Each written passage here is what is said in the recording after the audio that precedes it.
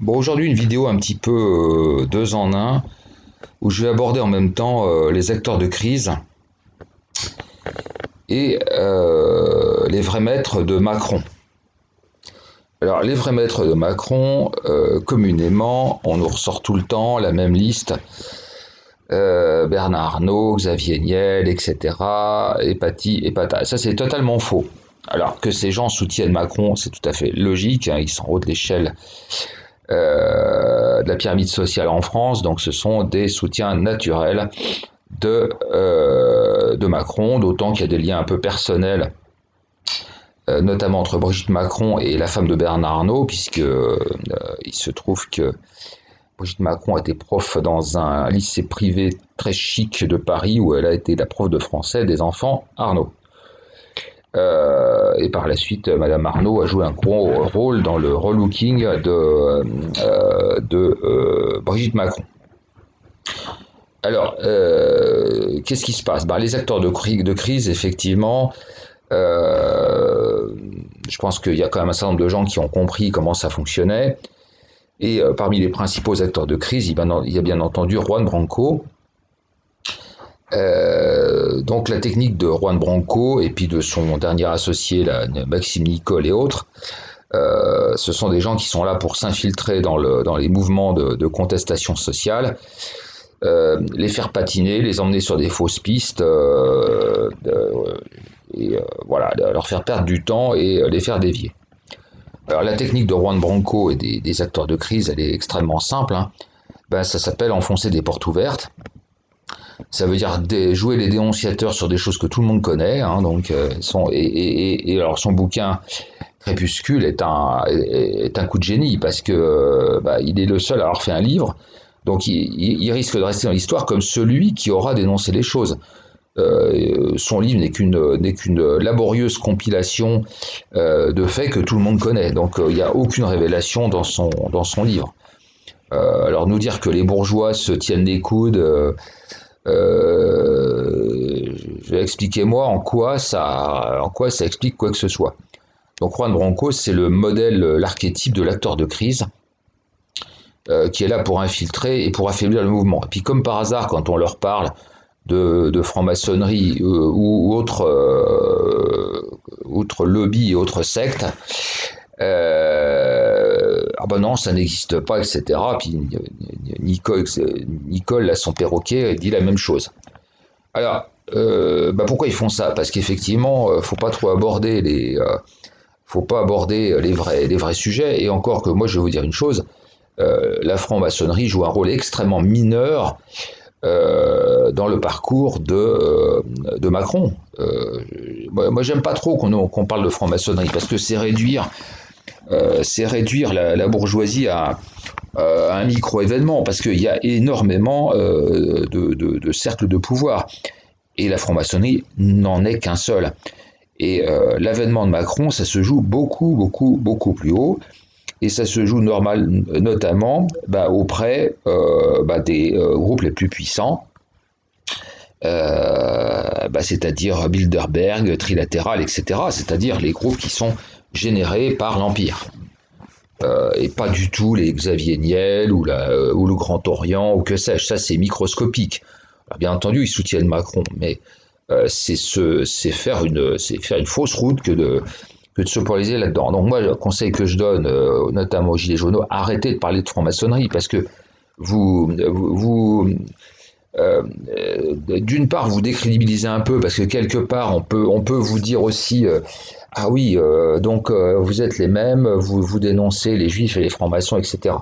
Donc vous introduisez des connotations, alors, certes, qui sont injustes, je suis d'accord, mais qui vont vous nuire. Donc arrêtez de parler de francs-maçons et de ceci, de cela, parce qu'effectivement, la franc-maçonnerie ne joue pas un rôle aussi important que ça. Bon, bien sûr, elle joue un rôle au niveau de la politique française, mais c'est pas là que ça se joue. Alors, ça se joue dans quoi? Donc, Macron a toujours été un petit arriviste, manipulateur, pas si doué que ça, surtout un énorme tchatcheur, mais on en rencontre plein les cités, hein, des gars comme ça, donc c'est pas quelque chose d'extraordinaire. Donc, c'est un petit arriviste qui a bien su aller où ça marchait. Donc, il s'est très vite rapproché des cercles de pouvoir et il s'est très vite rapproché des cercles de pouvoir proches de l'Empire. Donc on connaît Attali, etc. Donc il se trouve qu'il s'est rapproché de ces gens-là, il a obtenu une bourse du German Marshall Fund, donc qui est une des nombreuses officines américaines qui depuis longtemps financent les hommes qui leur sont proches, ces agents d'influence. Et donc Emmanuel Macron, c'est tout simplement un agent d'influence de l'État profond américain. Ce qu'on appelle l'État profond avec ses cercles, dont Trump ne fait pas nécessairement partie, et n'en fait probablement pas partie. Vous savez qu'il y a une lutte à l'intérieur des États-Unis entre effectivement Trump, qu'on pourrait qualifier quelque part de nationaliste, de national-capitaliste, et les mondialistes qui sont représentés par le clan Clinton, Obama, etc.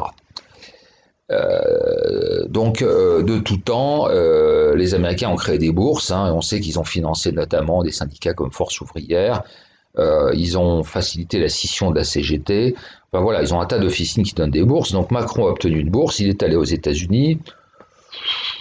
Je ne sais pas très bien ce qu'il a bien dû faire comme étude là-bas. Enfin, toujours est-il qu'il a rencontré le vrai personnage clé, dont personne ne parle jamais, qui s'appelle Henry Kravis.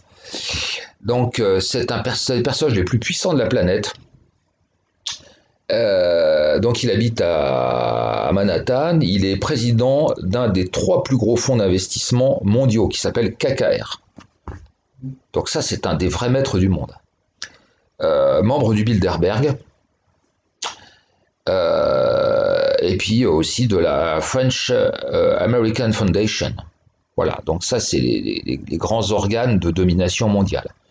Donc arrêtez de nous emmerder avec les francs-maçons, les ceci, les cela, les Xavier Niel. Ces gens-là jouent un rôle finalement, ils font de la petite logistique par rapport aux vrais maîtres.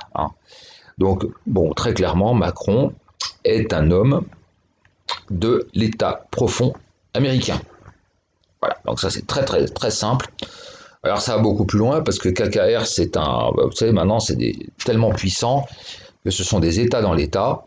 Donc ils ont une société de renseignement et ils ont même une société qui gère des transferts d'armes. Alors ça s'appelle KKR Global Institute. Et à la tête, c'est pas n'importe qui, c'est le général David Petraeus, qui est c'était un des pires faucons, et même Obama était obligé de le gicler. C'est-à-dire que ce type-là était, pour faire une guerre, était partisan de vitrifier l'Iran. Donc à un moment, même Obama était obligé de foutre en l'air. Donc voilà, c'est vous dire le niveau. Donc là, on est dans du très très lourd. Alors qu'est-ce qui s'est passé? Kravis a fait intervenir Jack Sullivan, qui est un de ses lobbyistes, qui a servi d'intermédiaire auprès de Hillary Clinton. Et après, on arrive à Juillet, donc il y a toute une suite. Juillet, qui est aussi un homme directement lié à l'État profond américain, et ils l'ont fait intégrer dans l'équipe de campagne de François Hollande, très rapidement. Voilà. Donc je vous ai rappelé, il y a des liens amicaux entre les Arnaud, voilà. Alors, donc voilà, je voulais simplement vous montrer qui étaient les vrais penseurs et de qui Macron est l'homme. Alors, donc il est clair que là, il joue un rôle de cheville ouvrière très important entre l'État profond américain. Donc Macron joue un rôle entre l'État profond américain et l'Allemagne. L'Allemagne qui est le pivot clé de cette Europe impériale. Donc Macron, il est là pour aider à ce que l'Allemagne soit aussi bien dans le tempo, puisque l'Allemagne est déchirée entre ses intérêts économiques et puis son asservissement à l'Empire, puisque la Constitution européenne a été faite en sorte pour que d'une part l'Europe soit pleine de vices et de défauts et se casse la gueule. Donc il y a eu des points de fragilité faits au sein de la Constitution européenne, faits pour que d'une part on puisse la contrôler, puis on puisse la faire exploser dès qu'on voudra. Voilà, donc voilà les vrais maîtres de Macron. Donc moi j'insiste, parlez pas, insistez pas trop sur ces espèces sur tous ces trucs là, le Medef, la franc-maçonnerie, le CRIF. C'est des gens bon, ils sont importants, mais voilà, c'est pas à leur niveau que ça se joue, c'est bien plus haut. Et aussi, vous comprenez mieux pourquoi aussi ces acteurs de crise tels que Branco, cet individu, moi, qui est assez fascinant hein, par ce type est vraiment extrêmement malsain. Je veux dire, il en devient fascinant, mais ça, c'est voilà, ça, c'est les forces du mal. Voilà, j'espère que ça vous a un petit peu appris des choses.